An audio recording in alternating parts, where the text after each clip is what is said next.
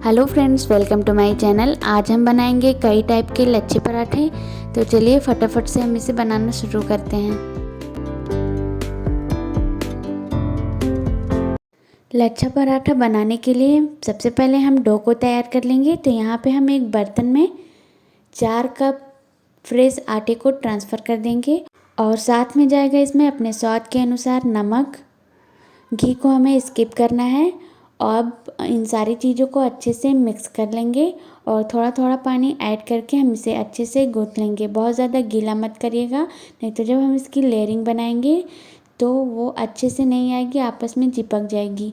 और घी को भी मैंने स्किप इसलिए किया है कि जब हम इसे रोल करेंगे, इसकी लेयरिंग बनाएंगे तो हम घी को अप्लाई करेंगे, जिससे कि इसकी लेयरिंग बहुत ही अच्छी आएगी।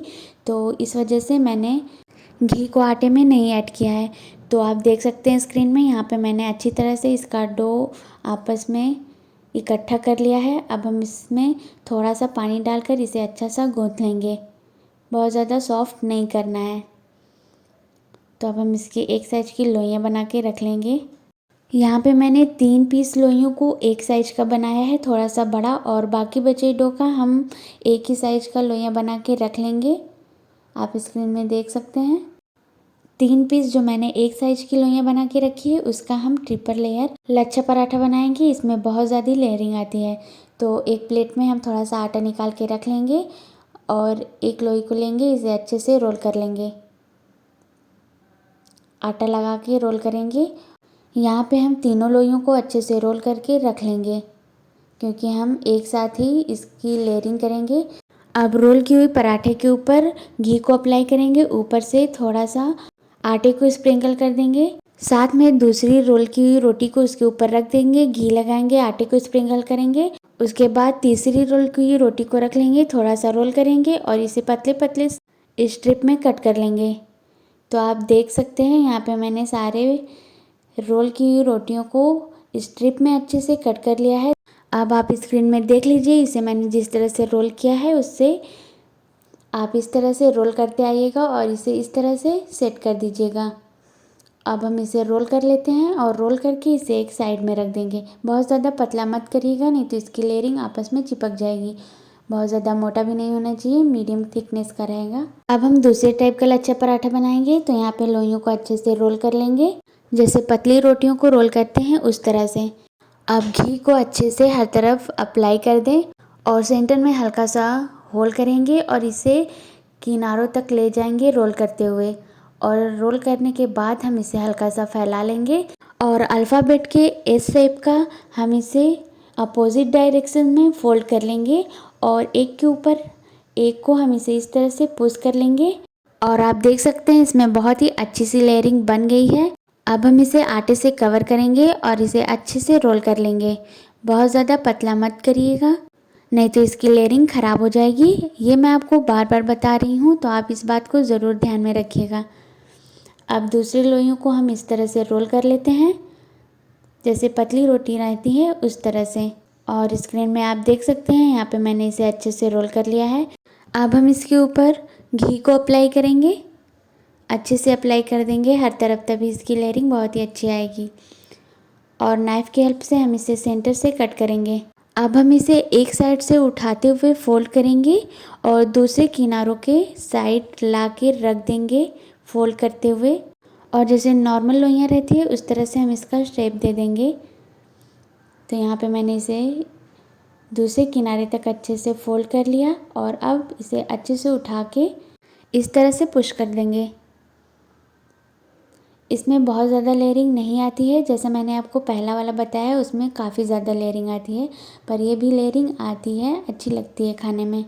अब सेम प्रोसेस से लोइयों को लेंगे, आटे को लगाएंगे और इसे अच्छे से रोल कर लेंगे, पतला रोल करेंगे। अब अच्छे से घी को अप्लाई करेंगे, आटे को स्प्रिंकल कर देंगे और आटे को भी हम चम्मच की हेल्प से आपस में मैश कर लेंगे। और स्क्रीन में मैंने जैसा आपको दिखाया है इस तरह से हम इसे फोल्ड करते जाएंगे। ऐसे ही फोल्ड करते हुए हम इसके किनारों के साइड आ जाएंगे और आप देख सकते हैं मैंने इसे अच्छे से फोल्ड कर लिया है।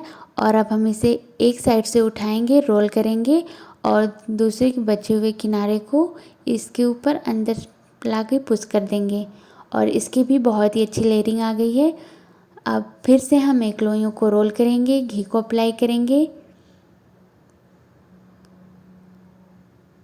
और जैसा मैंने आपको स्क्रीन में दिखाया है उस तरह से आप इसे बना लीजिएगा।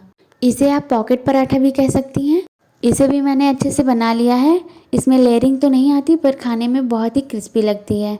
अब दोबारा से लोइयों को रोल करेंगे, घी को अप्लाई करेंगे और इसे सेंटर से कट करेंगे और इस तरह से ट्रायंगल शेप में हम इसे फोल्ड कर देंगे और ये बटरफ्लाई शेप का पराठा बनके तैयार हो गया है। अब इसे रोल कर लें। इसी तरह से हम सारे पराठों को रोल करके रख लेंगे और ये देखिए यहाँ पे मैंने सारे पराठों को बारी बारी से रोल करके अच्छे से रख लिया है।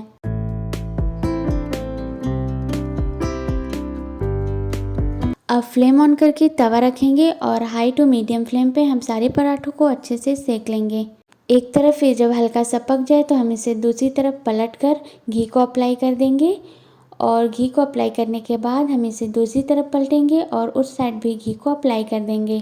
घी अप्लाई करने के बाद हम इसे उलट पलट कर अच्छे से गोल्डन ब्राउन होने तक पका लेंगे। जब आप इसे कुक करेंगे तो ये पकाते टाइम ही अच्छे से लेयरिंग अलग अलग होने लगती है, आप स्क्रीन में देख सकते हैं। और जब ये इस तरह से पक जाए तो हम इसे प्लेट में निकाल लेंगे। सेम प्रोसेस से बाकी बचे पराठे को हम अच्छे से कुक कर लेंगे। आप देखेंगे कि जो कम लेयरिंग वाला पराठा है वो अच्छे से फूल जा रहा है और जिसमें ज़्यादा लेयरिंग है वो फूल नहीं रहा है। तो यहाँ पे आप इस बात का ध्यान दीजिएगा। अगर आपको मेरी रेसिपी अच्छी लगती है तो वीडियो के नीचे लाइक का बटन है, उसे क्लिक करना ना भूलिए और इन पराठों को मेरे मेथड से बना के ट्राई करिएगा। आपको बहुत ही पसंद आएगा और इसमें बहुत ज़्यादा लेयरिंग भी आएगी। चैनल पे नए हैं तो फटाफट से सब्सक्राइब भी कर लें जिससे कि मेरे लेटेस्ट वीडियो की नोटिफिकेशन सबसे पहले आप तक पहुंचेगी। आप यहाँ पे देख सकते हैं हमारे पराठे कितने अच्छी तरीके से फूल रही हैं और सारे पराठे को मैंने गोल्डन ब्राउन होने तक कुक कर लिया है। तो आप इस पराठे को एंजॉय करिए। मिलते हैं नेक्स्ट वीडियो में एक नई रेसिपी के साथ। तब तक के लिए बाय बाय।